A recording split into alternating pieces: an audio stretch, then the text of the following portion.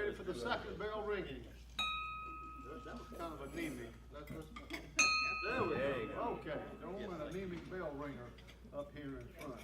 But thank you again for being here. And at this time, I'm going to ask Terry if he would lead us in our invocation. I caught him with food in his mouth. My apologies. That happened to me just a minute ago. Same thing. So. I'm gonna make it short and sweet. I ain't gonna be no circle backwards on you. Okay. I just want to thank you, Father, for all my Rotary Club brothers and sisters, and thank you for my good friend, Dr. McConaughey. In the name of the Father, Son, Holy Spirit, amen. Amen. Amen. Thank you. Thank you, Terry. Continue eating by all means. But this is safe. Bill, were you going to introduce our? Excuse me. That's Jeremy. Jeremy, did I catch you?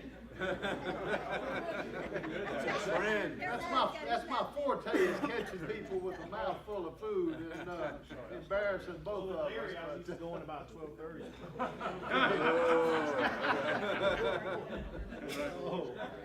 Welcome everybody. Say something before you. No. Happy to have everybody, and especially our visitors. Rachel Pickard, who is a guest of Kate Rutherford.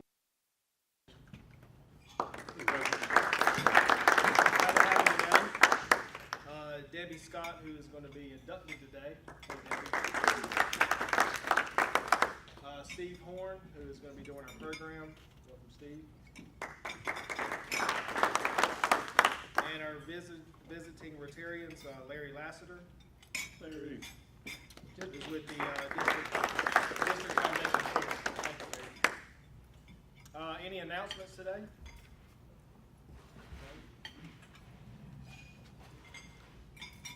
I put the new temple season brochures on the desk, so if anybody would like one when they leave, please take one.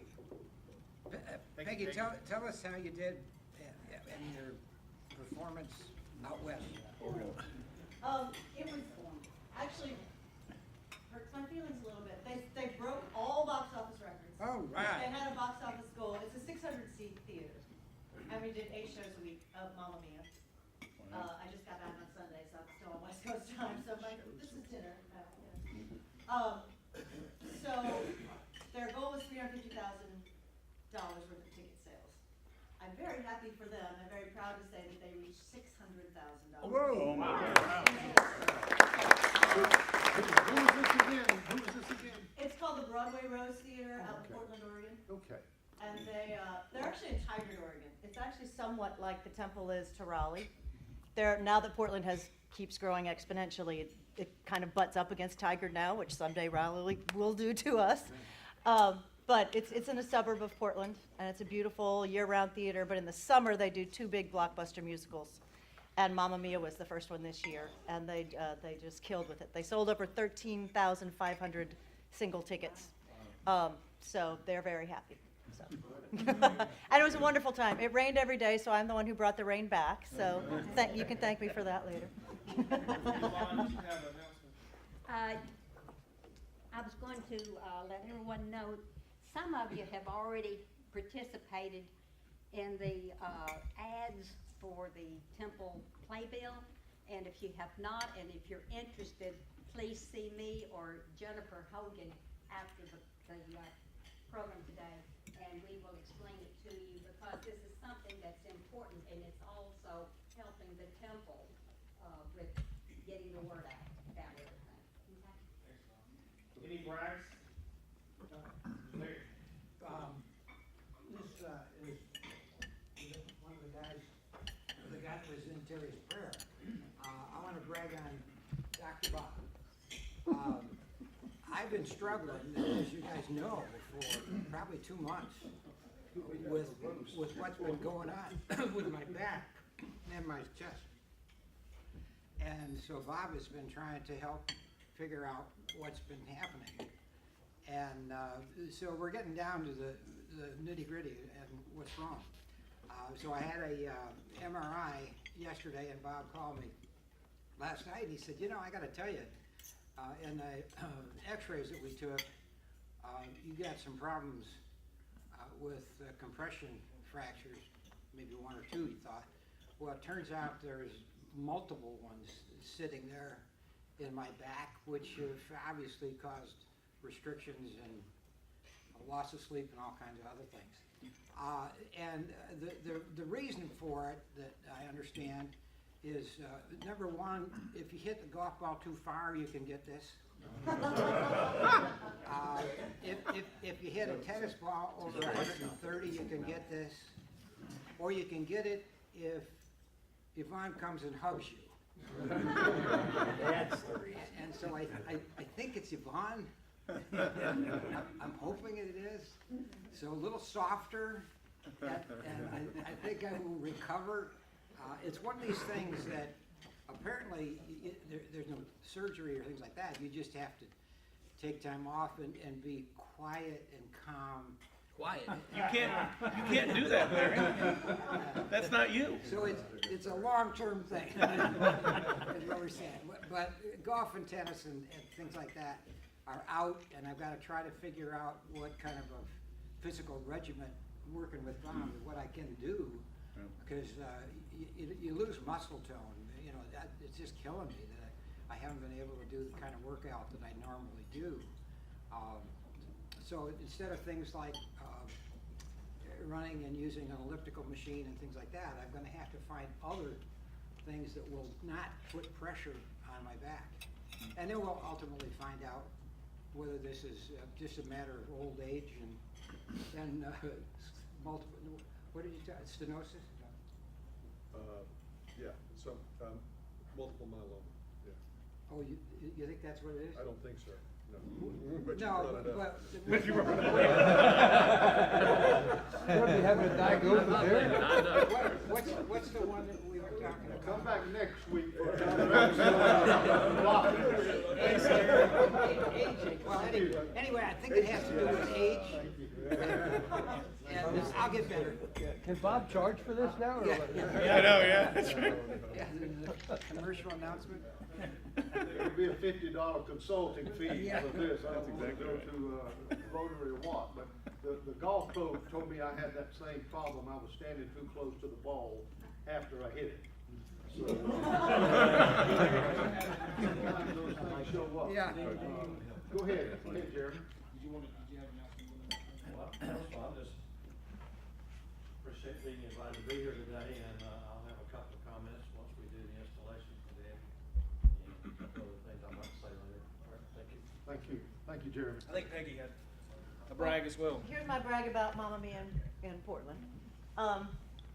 I want to brag on Camelback Brewing, if you have not been. The opening was last night. It was packed wall to wall with Sanford's finest and coolest beer drinkers, so you should go. It's really fun. And the $3 is because I am doing all the Temple grant reports, which are all due tomorrow. So I'm taking a little lunch break, so thank you for having me. But in doing these grant reports, I'm going to brag a little on the Temple too, because we also beat all projections last season, particularly for ticket sales. Beauty and the Beast doubled what I had projected budget-wise. So we did some major renovations last year. We upgraded the James House tremendously with the whole help of the Temple board, and Terry was part of that crew. They went in and repainted all the bedrooms, and there are 7 bedrooms in that house. Did some plastering, did some wall work. So the James House is beautiful and new and spiffy. We redid the kitchen last summer. And then at the Temple itself, we did a lot of renovations on our rehearsal hall. So I'm really proud of where we are, and I'm looking forward to the new season. Thank you, Peggy. Thank you, Jeremy. And as she mentioned, one of our newest members got some free advertisement in the newspaper yesterday. It'll probably be his last free one. But anyway, very proud that he opened up his business yesterday, and great to hear that news is doing quite well on there. Okay. At this time, we have a new member installation. Is that Yvonne, you handling that? Yeah, well, first, Excuse me, David. I'm sorry, David. I'm sorry, David. This has been a long time in coming, even though Sean has been on our roll for, better than 6 months. He missed the opportunity with Doug Doris to come in formally to our club. He was our first community member as a pastor for his church. And we really appreciated the fact that because he's been in Rotary for years and was a member of this club some time ago, that he became our first community member. Then it wound up with the fact that he was doing a lot of traveling outside the area on Thursdays, so he couldn't come to the meetings. So I was carrying, well, the day he came to do the formal induction, I think, Larry, you were the speaker that day. When you, and I was down at Carthage doing that program down there. Anyway, I had all of the stuff ready to give him. And I carried it then for better part of 6 months, in and out. Today I looked at the pack and said, I got a lot to carry.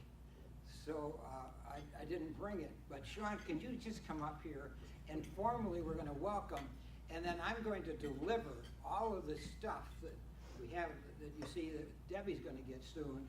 I'll bring it to you. And I apologize the way this has worked out, but we want you, we need you, and you do so much for our community. But David, could you formally just go? I do. All right. Well, everybody, knows Sean, and he did a program here, I guess, 6 weeks, 2 months ago or something for us. But we're glad to have you. You're already on the rolls. We just haven't formally, got you. Krista Lambert brought Sean back because they work very closely with the school and a lot of different efforts in the community. So we owe Chris a debt of gratitude for bringing Sean back. And now we're hoping that your schedule allows you to be with us more often. But believe me, tomorrow your package is going to be sitting in your office. Not tomorrow, we're closed tomorrow. So. Are you Keep trying, Larry. Are you Keep open trying. Sunday? Yes, we're open every Sunday. Okay. But Sean, we know you're going to be a great Rotarian, and you're already a great person, so we know you know that. And just welcome to the club. Thank you, sir.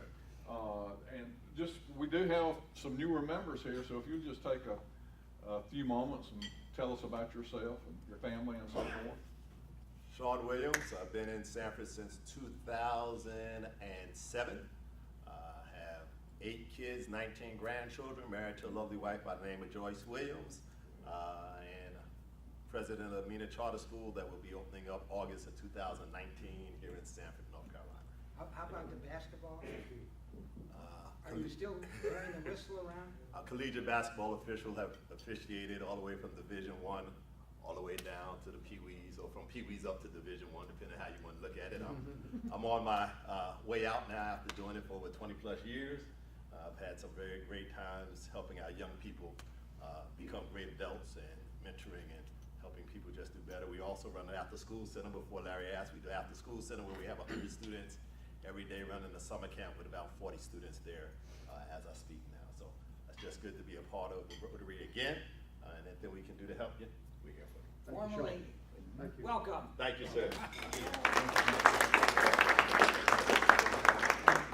And before David introduces our next member, I want to thank David for filling in for me on Tuesday at the president's meeting.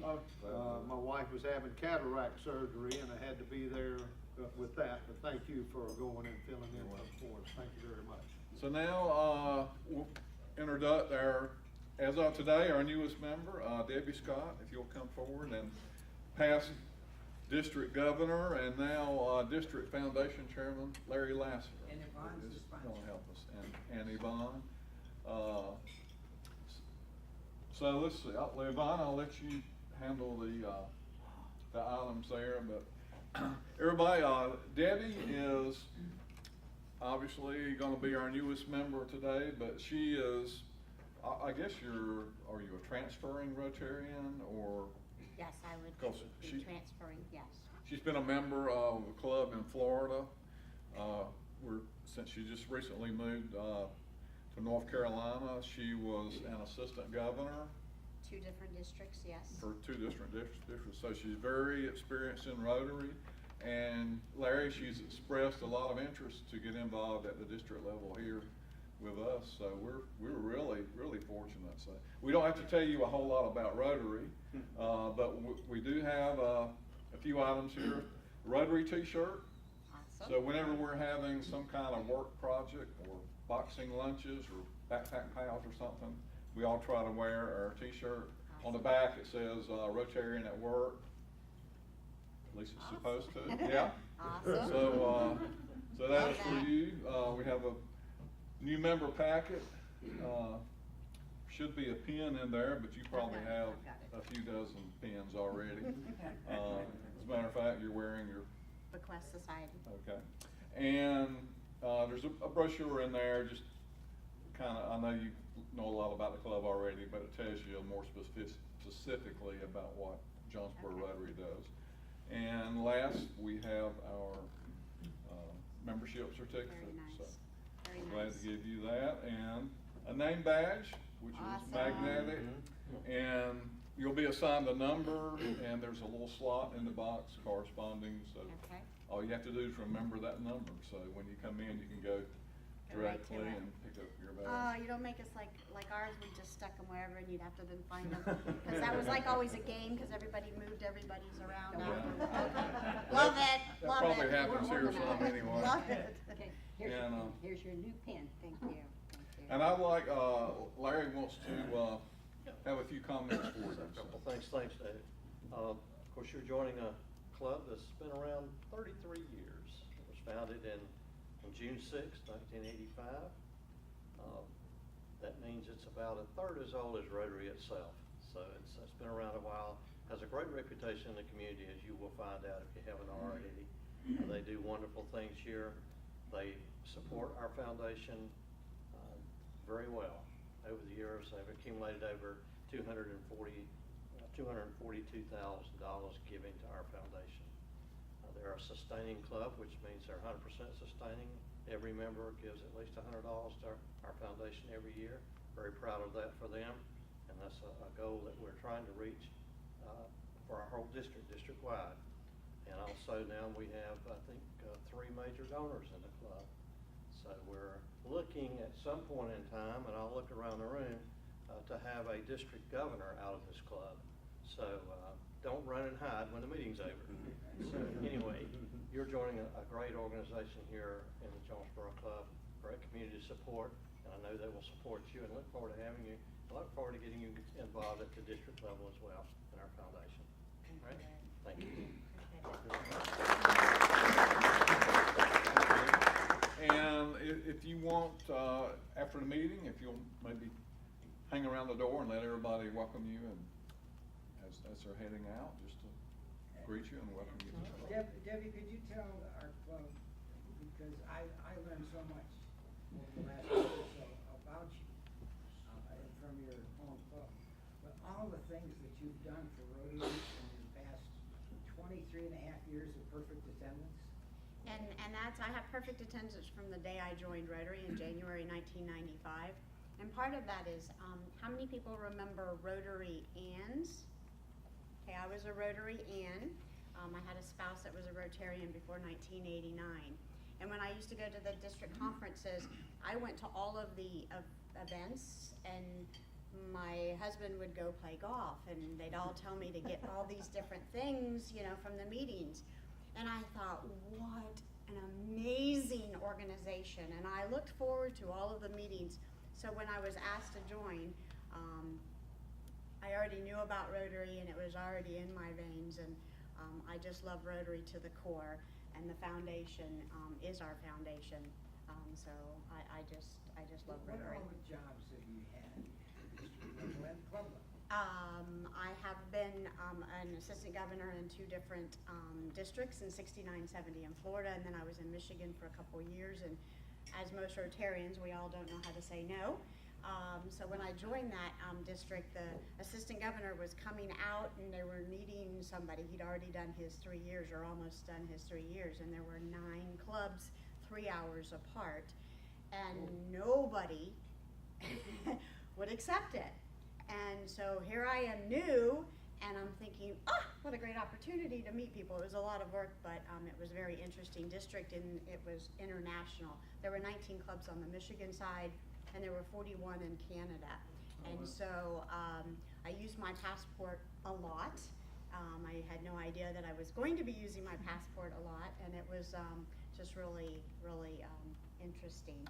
I have been a district treasurer for a couple of years. I've been a district conference chair. The club that I was president of was the Gainesville Club, where the University of Florida is. I am a Gator. I will be switching over to some team in North Carolina now that I'm here, I've been told. We're working on that. But I did graduate from the University of Florida, and that was the club I was president of. That club was established in 1918. I was the second woman president.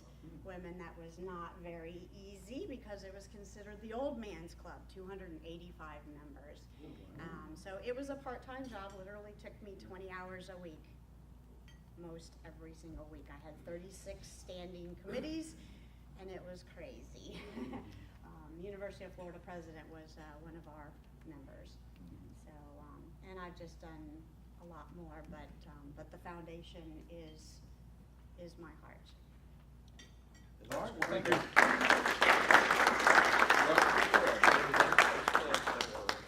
Older and more established, they're sometimes referred to as old men and their fathers. Larry, come in. Larry, Debbie, let me get a John quick wants to picture get of you. I know we one gotta done. move on, but. Rita, where are you going? Got it. Thank you. Thank you. At this time, I'm gonna ask Dr. Bob if he will introduce our program for today. Sure. I have the pleasure of introducing Steve Horn, who's going to be speaking to us today. And Steve provided us with a biography, which I'll go over briefly. Steve originally is from Northern California, where he was born and attended school. From Napa, graduated from Napa High School in 1980. Joined the Navy, and the same year as communications electrician on submarines. Completed his enlistment with an honorable discharge. Next few years, he resulted in problems with alcohol and drugs until 1987, when Steve found his bottom and found God, and began 30 years of continuous sobriety. In the same year, Steve began a successful career in corporate manufacturing that spanned 20 years. Afterward, he began a new career in full-time ministry and has conducted addiction recovery seminars and workshops locally, nationally, and internationally. He has taken the lead in 28 short-term mission trips, which include Russia, Belize, the Philippines, Panama, and Nicaragua. He's a published author, and his first book, 7 Things Christians Need to Know About Addiction, which has recently been translated into Spanish. Second book on the subject of codependency is finished and scheduled to be released in the fall of this year.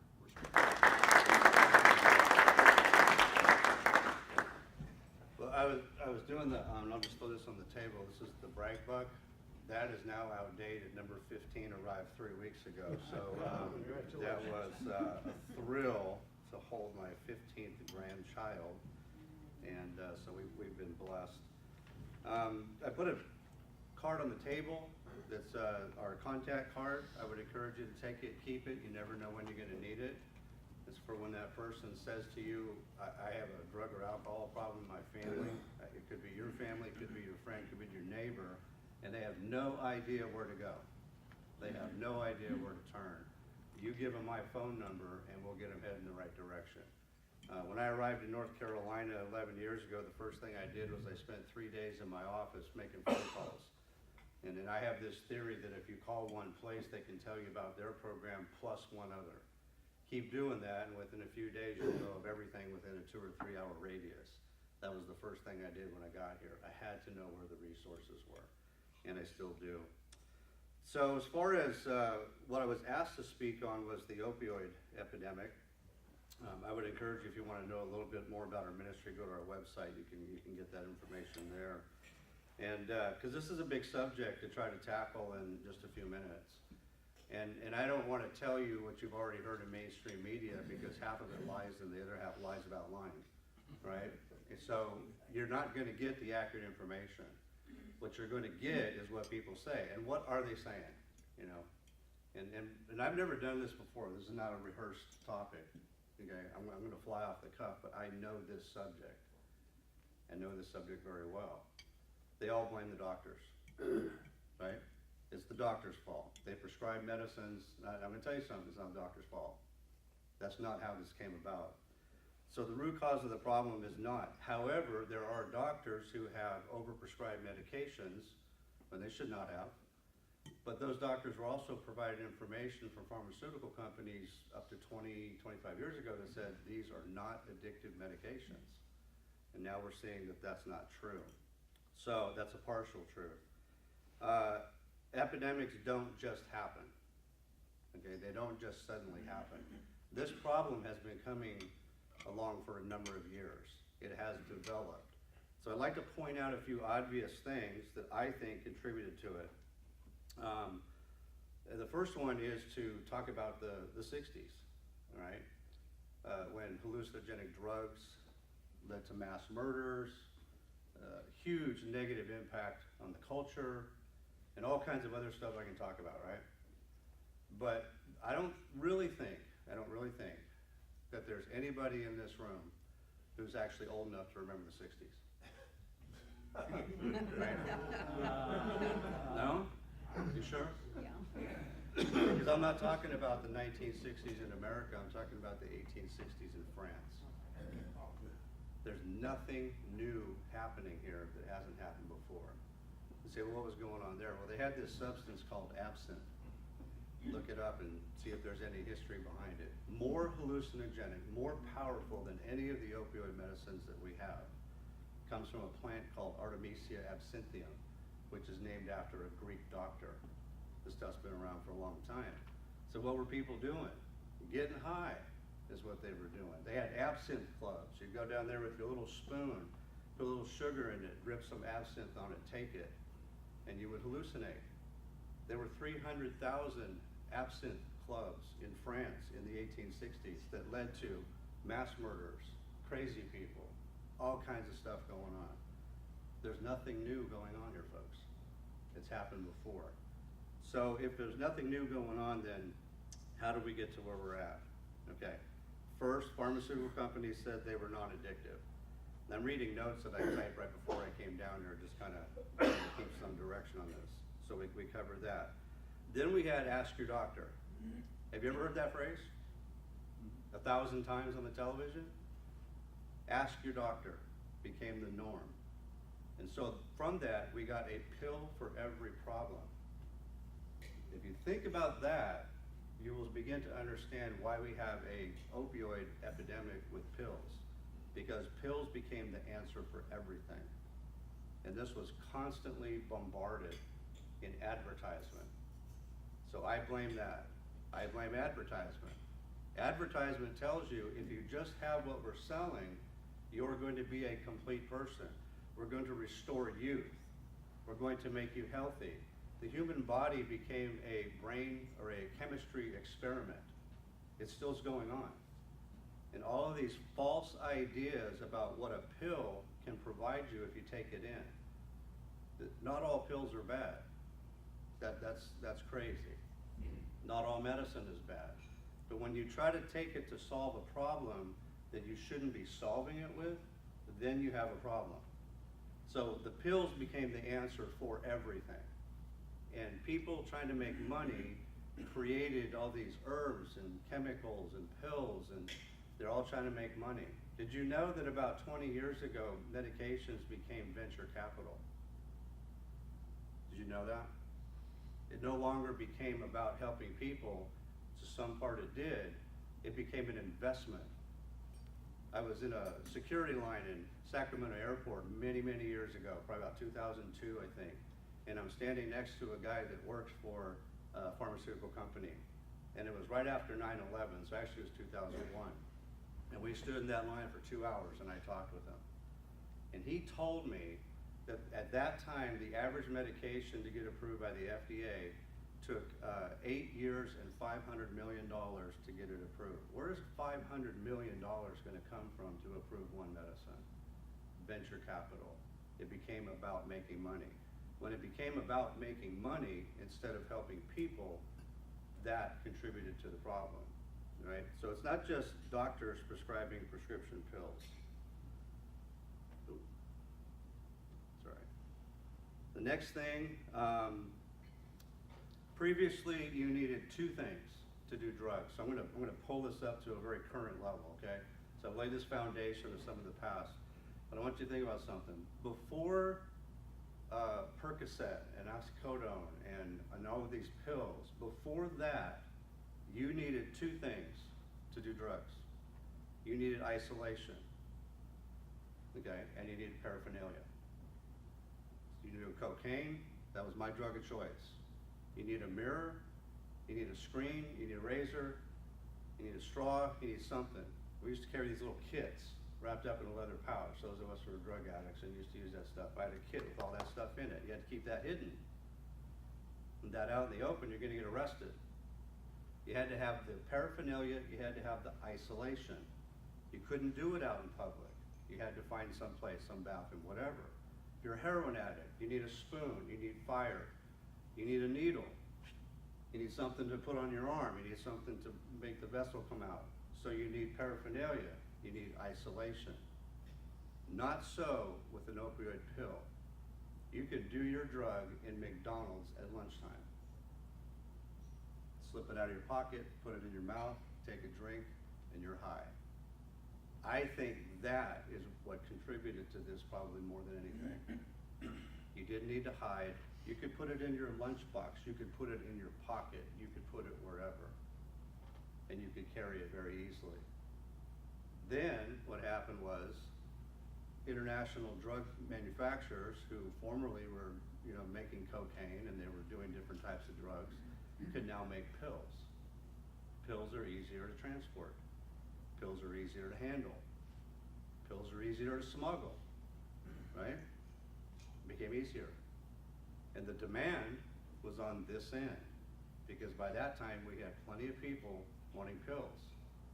The price went up. $25, $50 a pill people were paying 10 years ago. When the price goes up, the supply goes up, right? That's just the way it is. The demand is there, the supply comes in. Have you heard recently that last 2 years, the amount of fentanyl pills that have been coming into the US through Mexico have been coming in so toxic that police touch them, they pass out. You probably heard that, right? Okay.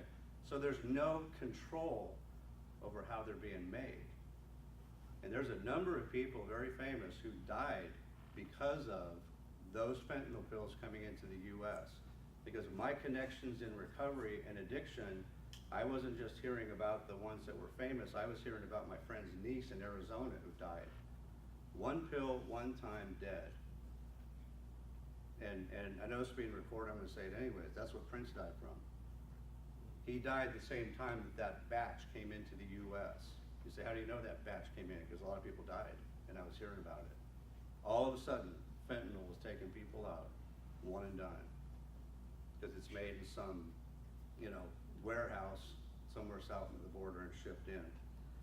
So now we have a heroin issue because the cost of these pills went up so much that people can afford it, they're gonna turn to heroin. They're addicted now, and they are highly addictive.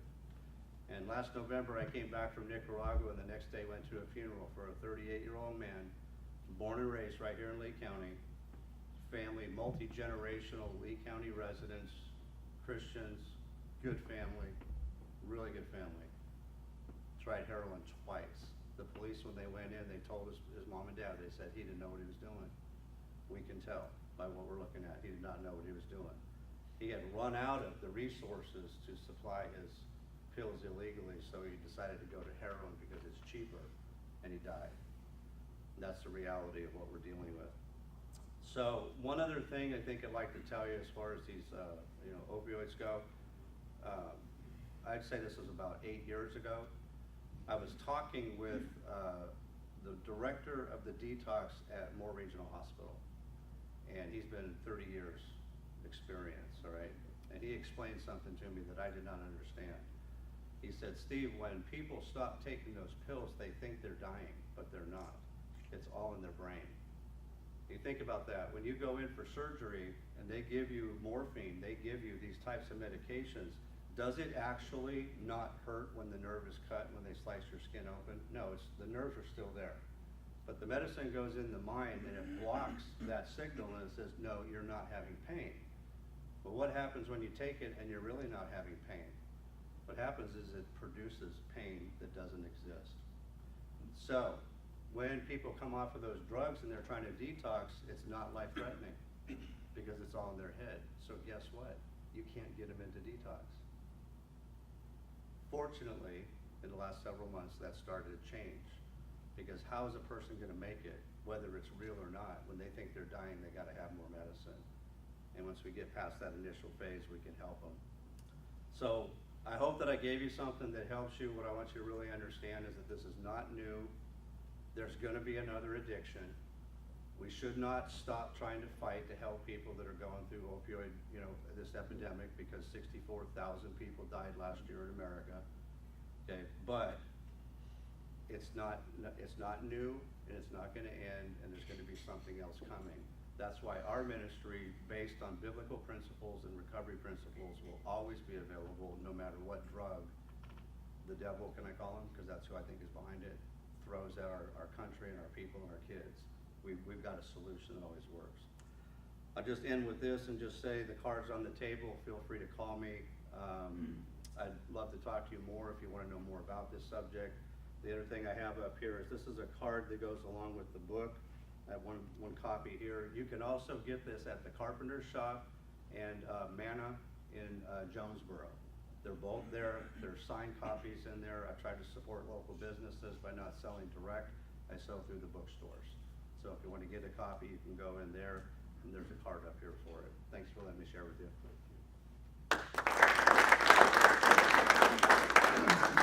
And Steve will be around after the meeting if some of you have questions or want to talk to him more. But thank you for providing such a needed and valuable resource for our community.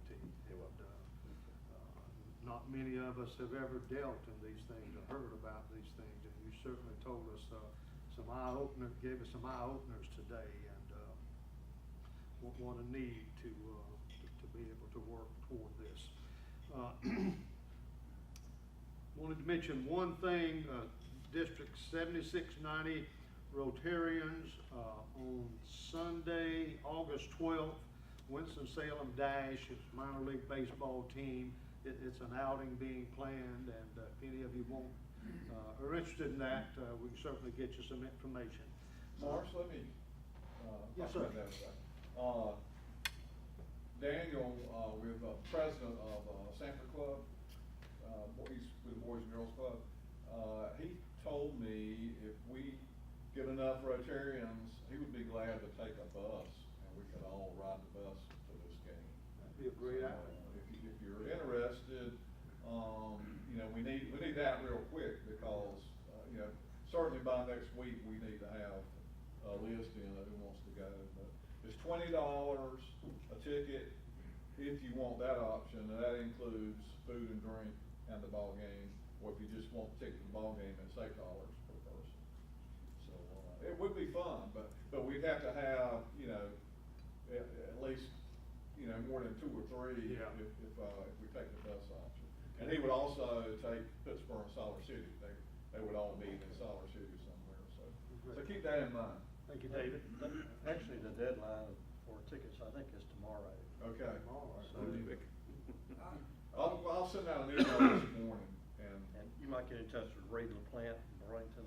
He's looking after this and get some extra time. But so reply to my email and we'll see who else wants to go. Published date is tomorrow.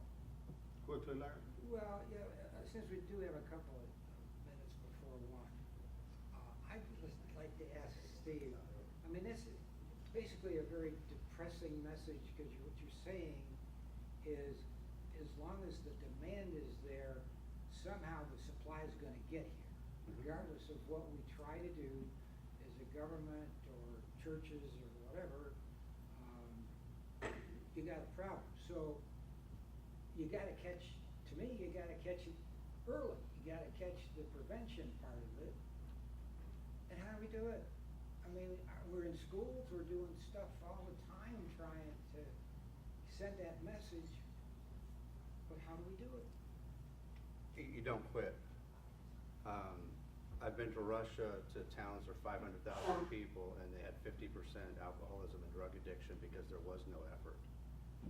And if you think we've got it bad, I'll tell you that's worse. Yeah. So, yeah, we may not be able to wipe it out altogether, but you have to keep fighting, you have to keep going, you don't quit. And that's how you do it. But, you know, I just believe. Where's the best place to fight? Churches, schools, where? Everywhere. Yeah. Well, I'm only one person. I'm one cog in the wheel. Yeah, but you're important. And so is a lot of other people. So we all do it together and we can make it work. We have treatment programs, counselors, doctors, we have people like me in recovery, and organizations like this that can support people who do the work. So it takes everybody. It takes a lot of effort. I think you would also need to consider individual choice. I've had several surgeries in the past few years, and post-surgery I'm always given these medications. But I know after 2 tablets the next day I'm craving one. And we need, as individuals and within the medical community, if you have to give that post-surgery, fine, but immediately consider what medications you can switch to. I switched to ibuprofen, a very powerful prescription strength. So I'm not on that medication long enough. I mean, it can happen very quickly, and even I sensed it. So that's part of the message that needs to be given to the medical community, is that, I'm sure they are working towards that, but you have to be able to, catch it as an individual and catch it as part of a treatment program. Thank you. Can I add quickly? We've proposed to the Lee County School Board that we'd be allowed to go into the middle schools probably next year with the testimonies from parents that lost their children as a prevention effort to show kids the reality of where it leads. Yeah. We don't think we're going to get them all, but if we can get some, then it's well worth it. So I think that's a very positive thing. yeah, thank you. Thank you. I'd like to thank our guests for attending today. Rachel Pickard, thank you for being here. And Debbie, thank you, of course. We look forward to seeing you a lot more. Steve, thank you for our program. And Sean will get his stuff. I'm going to ask Larry if he would lead us in the 4-way test, Rotary, and then after that we'll do the Pledge of Allegiance. Thank you. The things we think say or do. First, It is second, third, fourth, I pledge allegiance to the flag of the United States of America and to the republic for which it stands, one nation, under God, indivisible, with liberty and justice for all. Thank you. Well, again, welcome aboard.